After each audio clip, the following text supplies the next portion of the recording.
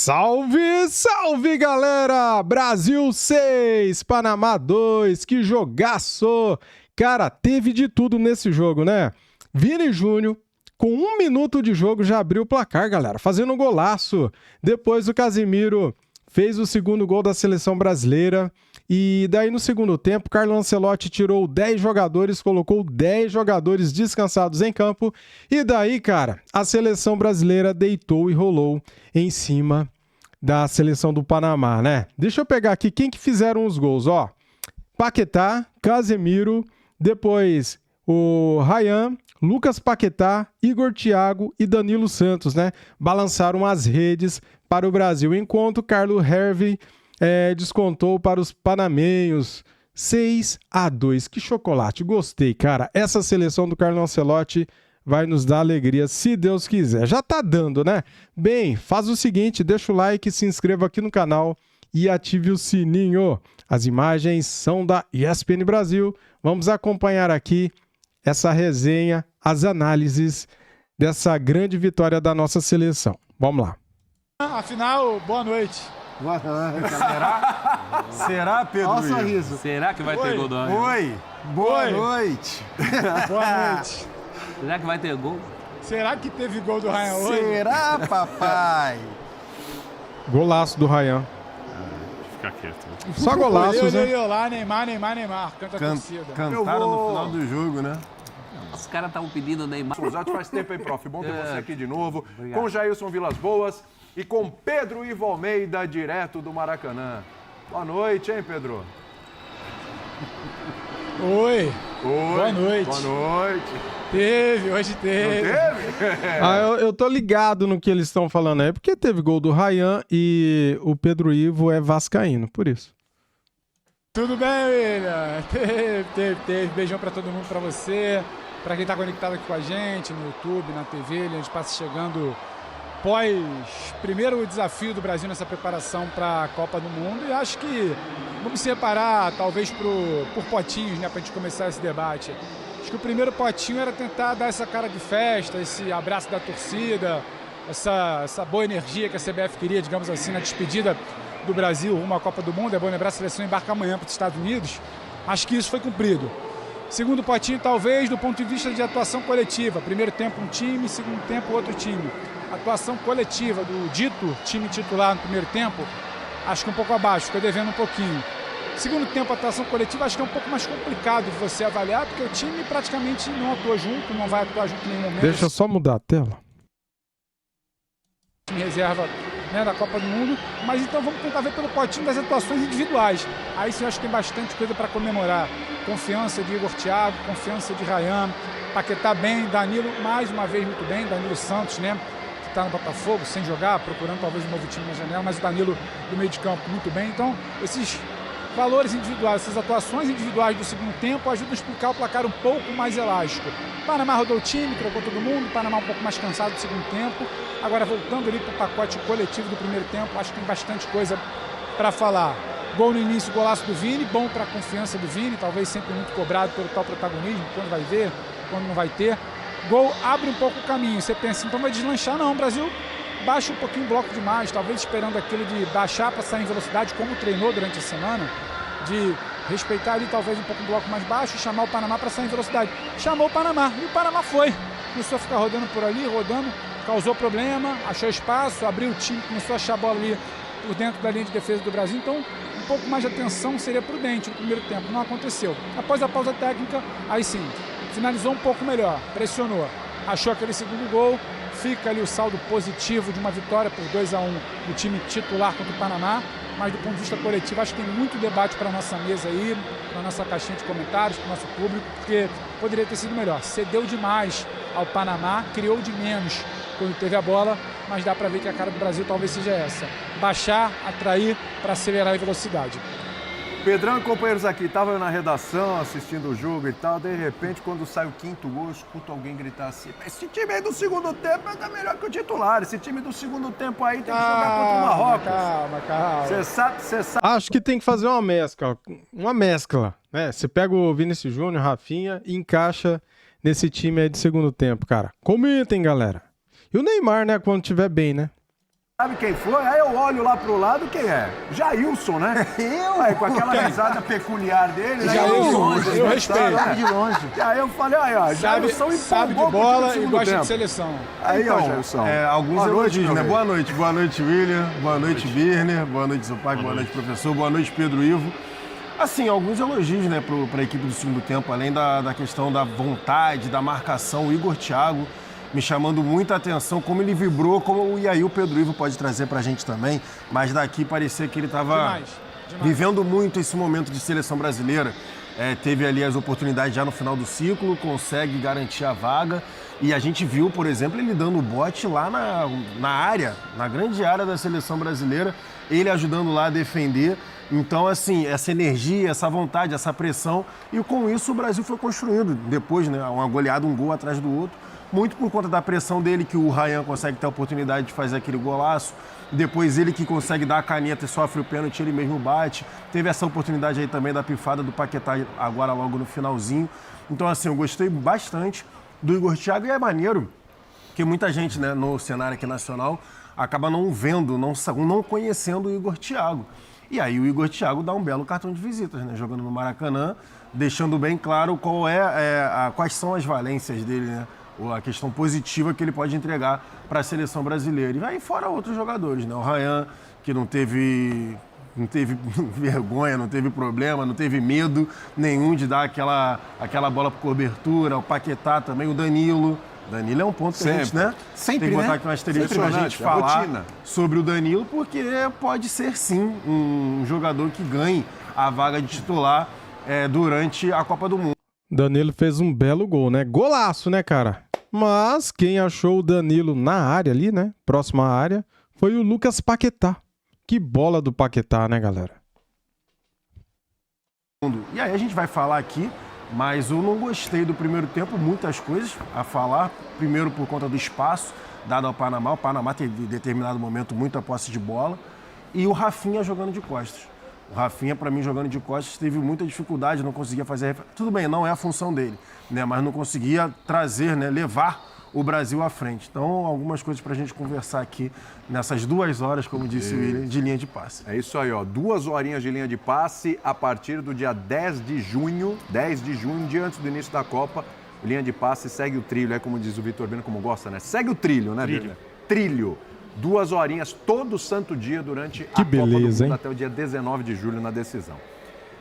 Professor Celso Zelt, eu vou fazer o seguinte, eu vou girar com vocês aqui para voltar para o Pedro Ivo, assim, um ponto alto e um ponto baixo da seleção hoje. Vamos lá, para a gente ir analisando. Eu acho que o ponto alto é que a gente descobriu que tem mais do que um time, 11.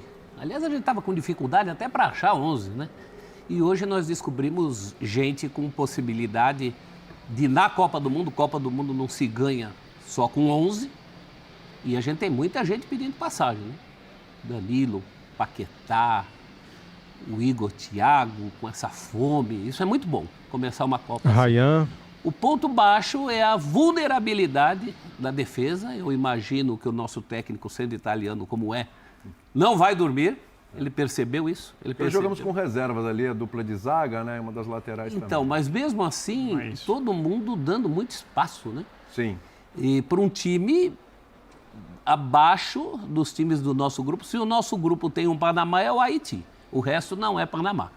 Então, eu acho que é isso que tira, nesse momento, o sono do mister. Acho que, no balanço geral, temos mais do que tínhamos. Essa despedida foi uma despedida de confiança, me parece adequada para o momento que o futebol brasileiro vive. E vamos torcer para, nas semanas da Copa, o time estar iluminado, né? Isso é fundamental numa Copa do Mundo.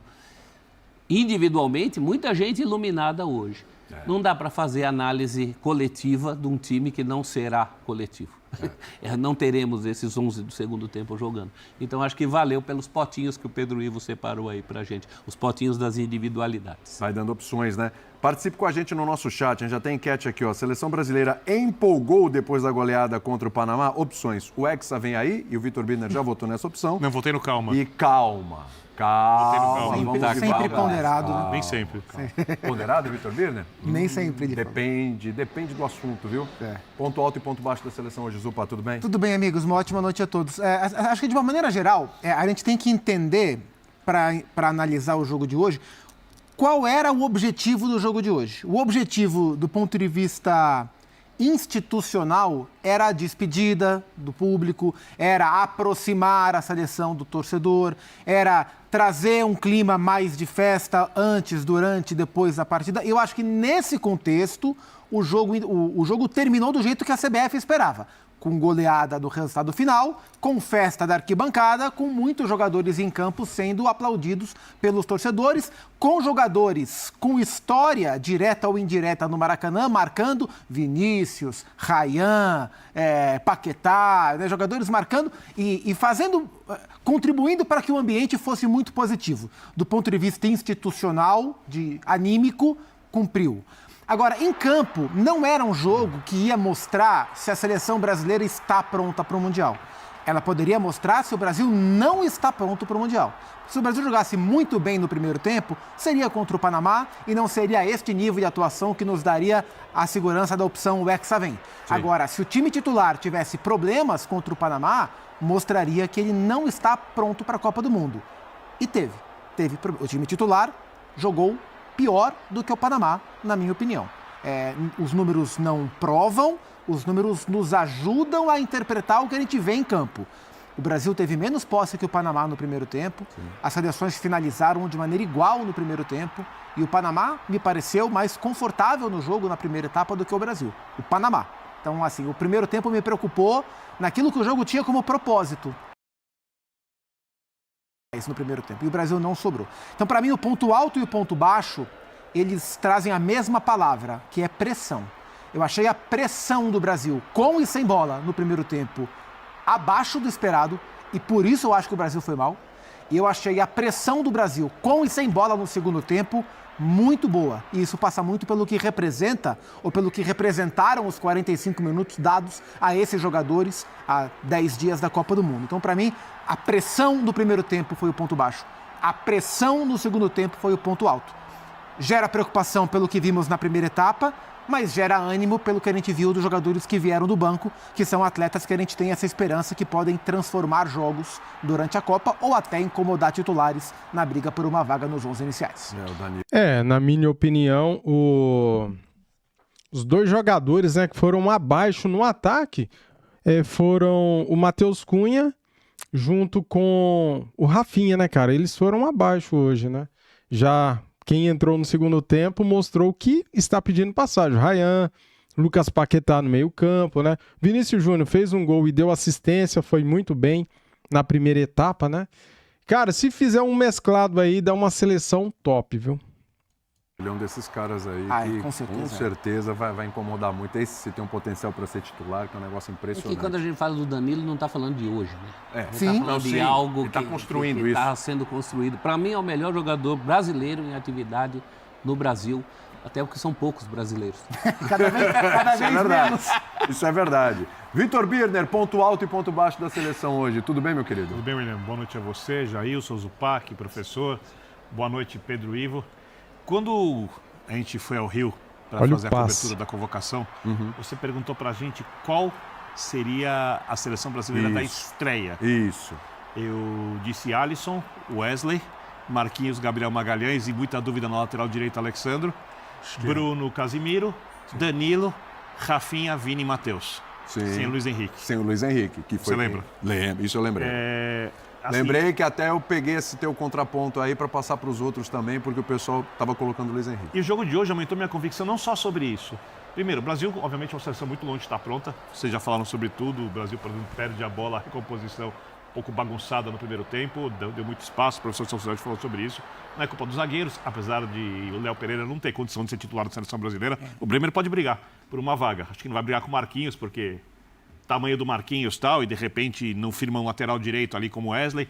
Mas você tendo o terceiro jogador de meio de campo, você ajuda a fazer isso com o Wesley. Quando você tem vários jogadores entrando bem, e você gera uma concorrência. Outra coisa que eu também falei aquele dia, a gente tem que lembrar disso. O Ancelotti não vai para a Copa do Mundo com a seleção. Ele tinha a seleção pronta para desenvolver e poderia mudar uma coisa ou outra. Ele não vai. para a Copa do Mundo. Isso para mim é muito claro, é o ponto alto da seleção brasileira. Porque ele é um técnico que sabe a urgência do momento numa Copa do Mundo, num mata-mata, como era, por exemplo, como foi, por exemplo, no Real Madrid. E eu acho que ele vai definir isso nos treinos. Então, a seleção brasileira tem que estar pronta, e eu acho que ele pensa assim, essa é a grande questão, só no mata-mata. Então eu acredito que ele estreia no Marrocos, jogo difícil, com o Danilo como terceiro homem. Eu acho que ele joga as outras 2 partidas com os 4 atacantes, porque isso é bem viável. E aí ele define qual primeiro é o sistema de jogo, porque eu acho que ele não tem certeza. Ele tinha uma ideia e eu acho que os jogadores podem mudar facilmente. Você acha que o Ancelotti do 4-2-4 ele passa para o 4-3-3? Para jogar no 4-3-3, eu acho. Uma outra questão. Para mim, o que vai colocar a pulga na orelha dele nos treinamentos, quem pode fazer isso e mudar totalmente o jogo é o Igor Thiago. Tá. Esse pode mudar completamente, porque ele, além de estar inspirado e a alegria do cara jogando com a seleção brasileira é uma coisa assim... Genuíno, contagiante, é demais. é contagiante. E sabe que hoje eu estava Sobe. aqui me veio na cabeça, eu fiz uma rápida pesquisa. Sim, e talvez algum jogo tenha passado batido, mas se eu não me engano, esse foi o primeiro jogo do Thiago no Maracanã na vida dele. Porque ele jogou no Cruzeiro aqui na época de Série B. E na Copa do Brasil em 2021, quando ele jogou no Cruzeiro, o Cruzeiro não pegou nenhum time carioca. Zupa, tem uma coisa. Com 24 para 25 anos, cara. Quando você pensa no Brasil, que é muita pressão alta, e recomposição e velocidade no contra-ataque, ele não é um jogador lento. Não. Ele vai para a esquerda, ele chega em velocidade, ele tem a bola aérea, Jogador de arrancada. ele tem a pressão alta, ele encaixa que nem uma luva no jogo do Ancelotti. Esse pênalti aí demonstra que ele não é lento. A pressão que ele fez no goleiro, que ele se assustou. Quando o goleiro olhou pra frente, o Igor Thiago já estava em E cima. na temporada da deu Inglaterra, uma o arrancada Brentford é um time Ele que tomou um susto e deu um bico pra frente. E E o Brentford é um time que ataca muito em profundidade, mais do que com jogo posicional. Ele cansou de fazer gol em arrancada curta, em diagonal curta, na Inglaterra. Então, E hoje fez falta no primeiro tempo. E ele só Totalmente. levou um 9. Né? Assim, na teoria, um 9 de imposição física é só o Igor Thiago. E no primeiro tempo, no momento que o Brasil mal conseguia ficar com a bola, que o outro que eu estava ficando muito irritado, né? O Zupac estava do meu lado, eu estava extremamente irritado, falando, pô, não é possível, cara. Os caras estão lá, virando a bola de um lado para o outro, e a pressão completamente desconectada. E aí o Rafinha, na pausa lá, né, para reidratação, o Ancelotti faz a inversão. Porque aí é a minha opinião, eu não vejo o Brasil nesse 4-2-4 que todo mundo fala. Para mim, o Matheus Cunha é meia. Matheus Cunha, para mim, não faz... 4-2-4 só no desenho. Só no desenho, né? Tá, No campo. beleza. Não, 4-4-2, na verdade. Beleza, então assim, o Matheus Cunha é mais para meia, só que aí o Brasil não estava conseguindo reter a bola no ataque de forma 4-3-3. nenhuma. E aí ele inverte, ele bota o Matheus Cunha na frente com o Rafinha, desce, né? O Vini fica um pouco mais na segunda linha e o Matheus Cunha na frente para tentar reter um pouco mais a posse da bola. Só que o primeiro tempo foi irritante Daí, se eu demais. posso colocar mais uma coisa, assim, que eu Claro. acho importante, até para jogar com os 4 atacantes, eu não vejo nada de estranho e atípico se o Igor Thiago tomar a vaga do Luiz Henrique. Porque E aí você joga o Rafinha para lá. o Rafinha para a direita, Não, o Matheus também por não- dentro, o também Vini na não. esquerda. Onde o Igor Rafinha Thiago- joga mais confortável, mas Igor- que nem Igor no Thiago clube jogando ele pra- pode jogar, porque tem o Yamal ali, Porque né? tem uma coisa assim que, E tem outra coisa. que eu acho muito assim, eu acho assim, muito uma avaliação do futebol de quem não está muito ligado como que é o campo mesmo, quem está distante. Uma coisa é um cara entrar num jogo e mudar o jogo. Você vai falar do Luiz Henrique. É isso mesmo. Era isso. Outra era isso que eu ia coisa falar. é o cara começar o jogo, garantir a posição, resolver todos os jogos.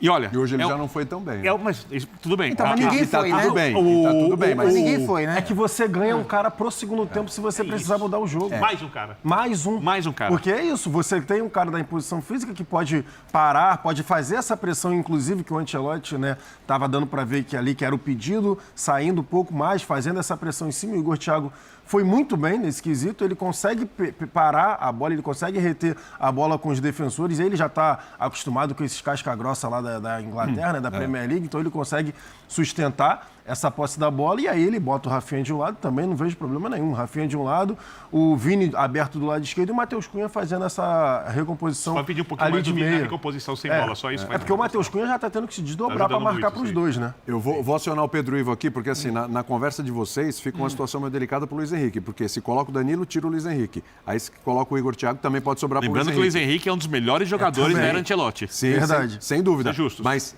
nas mexidas que vocês pensaram, sempre sobra pro É Luiz porque Henrique. ele não era o dono da vaga, né? O dono da vaga era o exato. Estevão. Era o Estevão. Então, Exato. Ele naturalmente tem que se afirmar como titular. naturalmente seria A ele. não ser Mas que- nessas opções aqui, A não ser que sobra ele pra queira ele. deixar o Luiz Henrique aberto e ele saca se o Matheus Cunha não conseguir responder, mas o Matheus Cunha tá jogando muito desde sem bola aquele do jogo Matheus contra a é muito Argentina. diferente. E aí ele quiser inverter, bota o Rafinha por dentro e deixa o Matheus Cunha, né? Deixa o Igor Thiago no lugar do Matheus Cunha. Que você mas pensa? eu acho a possibilidade menor. Sim. Ô, Pedrão, quero te ouvir aqui sobre essas possibilidades. Você que está acompanhando aí o dia a dia da seleção, os treinamentos que começaram também. Eu acho que a gente vai ter uma resposta mais definitiva sobre isso que o Birne apontou, de mudança de sistema para um confronto contra o Marrocos, na semana que vem contra o Egito. Particularmente, eu acho muito pouco provável que ele venha com um homem diferente a mais no meio de campo. Eu acho que ele vai com essa ideia de 4 homens diferentes, sim, contra Marrocos. Até porque a gente está falando que esse time aqui que jogou junto hoje, ele treinou uma vez e meia, digamos assim, né? Foi na sexta-feira, primeira atividade tática, e ontem parte do tempo ali também com uma intensidade um pouco mais baixa, porque tinha jogo hoje. Não acho que ele vai mudar essa plataforma para o jogo contra o Egito, e não acho que ele jogaria contra Panamá e Egito de um jeito para depois mudar o jeito na estreia contra o Marrocos. Acho, e não é de certo ou errado, acho que ele não muda isso para o jogo contra Marrocos. A questão é que vai ficar um debate sobre o Luiz Henrique, só que da mesma maneira que a gente fala que foi um Brasil no primeiro tempo e um Brasil no segundo tempo, foi um Panamá no primeiro tempo e um Panamá no segundo. Você olha daqui exatamente daqui da tribuna de cima, em muitos momentos o Panamá defendeu com uma linha de 5, outra linha de 4 e um homem sobrando um pouco mais à frente. No segundo tempo, a coisa já não era mais assim. Eles começam também, fazem 2 mudanças no intervalo, fazem uma outra ali com 15 minutos, a linha de 5 já não existia, a linha de 4 também já não existia. Concordo que a pressão melhorou. A circulação de bola do Brasil, que eu acho que foi um problema no primeiro tempo também, melhorou. E aí o Luiz Henrique no primeiro tempo, ele estava sendo um cara de bola esticada pelo Alisson. Quando não era o Alisson, era o Bremer, era o Léo, e esticando bola. O Luiz Henrique não é um cara para ficar recebendo essa bola de costas. O Jailson fala do Rafinha, mas o Luiz Henrique também brigando bola no alto. Estica a bola, bico para frente, ele dá para brigar. Ele não é esse cara, ele é um cara para pegar uma defesa um pouco mais desarrumada, em velocidade, 1 contra 1. Essa defesa do Panamá não esteve desarrumada no primeiro tempo, esteve em poucos momentos. E quando o Brasil tentava pressionar, tô com o Zupa, a pressão no primeiro tempo não foi boa e sobrava para ele, já estava encaixotado. Então também o cenário não lhe favoreceu. Mas eu acho que se fosse o Ryan por ali, se fosse um outro jogador por ali, também não teria esse cenário favorecido para jogar. No segundo tempo, para mim, tem uma questão de um Panamá absolutamente mais organizado, olhando aqui de cima, dava para ver. Um Panamá mais cansado. E aí eu acho que entra uma particularidade. Quando o Brasil faz 1-0 no primeiro tempo, é um gol do Vini que extravasa, tira um peso de muita gente, e eu vejo essa pressão que não funciona ali no primeiro tempo, o Brasil um pouco mais passivo. Não sei se isso passa pelo cara que não quer entrar em tanta dividida, pela marcha que fica um pouco mais lenta, porque a vitória está construída e você sabe que daqui a 2 semanas tem estreia de Copa. Se você vai dosando inconscientemente o seu ritmo. Só que nisso o Panamá foi chegando e o Brasil foi ficando desconfortável no jogo. No segundo tempo, diferentemente dos caras do primeiro que estão na Copa, muitos são titulares e estão dosando, é um Ryan querendo comer grama, a torcida brincando, oi, boa noite, é um Paquetá querendo mostrar serviço, é um Endrick brigando por cada bola, é o Igor Thiago, sim, a vibração do gol passa muito pela energia que ele coloca desde o primeiro momento ali do segundo tempo, e aí isso tem a ver com a pressão também. Então, para mim, é uma outra abordagem de um outro grupo de jogadores. Então, assim, acho que isso impacta também na avaliação. Não acho que a atuação aqui hoje tiraria a ideia do Ancelotti de ter o Luiz Henrique entre os titulares, e não acho também que a gente pode desconversar a postura do Panamá, da diferença do primeiro para o segundo tempo, para entrar no balaio. Mas estou muito com o Zupa, só para te jogar aí, Birner. A boa vitória do segundo tempo não diz que o Brasil está pronto.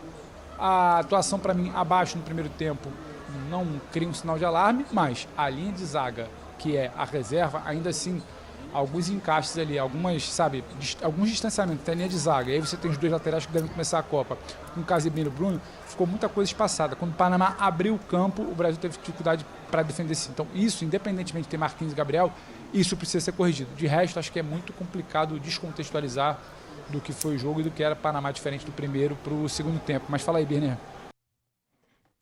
Muito bem, galera. Atuações da seleção. Vini Júnior, Paquetá e Danilo Santos são os melhores. Vamos ver aqui agora o ranking de atuações, cara. Ver quem foi bem, quem foi mal, né? Vamos lá então, hein? Faz o seguinte, tá? Por se tratar de seleção brasileira, eu sei que existe muito clubismo da parte do público que vem aqui no GE votar. Tá bom? Então, vou falar aqui, vou dar mais atenção para a nota do GE, beleza? Porque eu entendo que quem faz essa abordagem, essas notas, haja com um profissional, como um profissionalismo, tá? Então, eu acredito que a nota do público aqui, para muitos jogadores, são em cima de clubismo. Então, vou falar só a nota do GE. Vamos lá, então. Ó, goleiro Alisson, teve uma nota 7. Na minha opinião, ele falhou no primeiro gol do Panamá. Naquela cobrança de falta, a bola desvia na barreira e entra. Eu acho que ele falhou. Minha opinião, mas eu não estou crucificando ele. Errar é normal, né? O Brasil venceu, isso que é importante. Ederson, nota 6.5, entrou no segundo tempo, né? Wesley, nota 6.5, tá? Nota boa aí para o Wesley, acho que ele fez um jogo regular, beleza? Ibañez, 5.5, Bremer, nota 5, Douglas Santos, nota 6 para ele, Léo Pereira, nota 5.5, Público, nota 6, né? Alexandro, nota 5.5, nota 6, igual. Ryan, nota 7, 7.4, Casemiro, 7.5 e 6.4, Fabinho, nota 5.5 e 5.7. Eu acho que a galera pega muito no pé do Casemiro, cara. Ele fez gol, ele é bom jogador. E a nota do público aqui, ó, tá para baixo. Eu não entendo isso. Bruno Guimarães, 5.5, 5.5, igual, né? Acho que o Danilo jogou muito mais bola que ele. Danilo, do Flamengo, nota 5. Luiz Henrique, hoje esteve abaixo, porque não fez o gol, né? Nota 5.9, 4.5. Danilo Santos, esse sim, né, cara? Que golaço que ele fez, né? Entrou no segundo tempo e deixou a marca dele. Ó, está pedindo passagem, hein? Nota 8. Nossa, jogadoraço, muito bom. Matheus Cunha, tá devendo futebol. Hoje não mostrou bom futebol, né? Nota 5. Lucas Paquetá, nota 8. Paquetá fez um golaço, deu assistência, né, para o Danilo. Vini Júnior. É isso que eu falo. O cara fez um gol e deu assistência. Daí o público dá nota menor do que o GE, né? É isso que eu falo. Clubismo, cara. Hendrick, nota 4.5 e 3.3. Não fez o gol, né? Rafinha fez um jogo bem abaixo. 4.5 e 4.6. Igor Thiago entrou, fez o gol de pênalti. 7.0 e 7.6. Carlo Ancelotti, 5.5 e 5. Tá na média. Cara, na moral, eu dou uma nota maior aqui para o Carlo Ancelotti, galera. Nota 5, um time que fez 6 gols, cara. Eu dou uma nota 7 para ele, tá? Comentem, deixa aqui a opinião de vocês, que é muito importante. Tamo junto, saudações brasileiras, né? Tamo juntos, valeu, galera. Fui.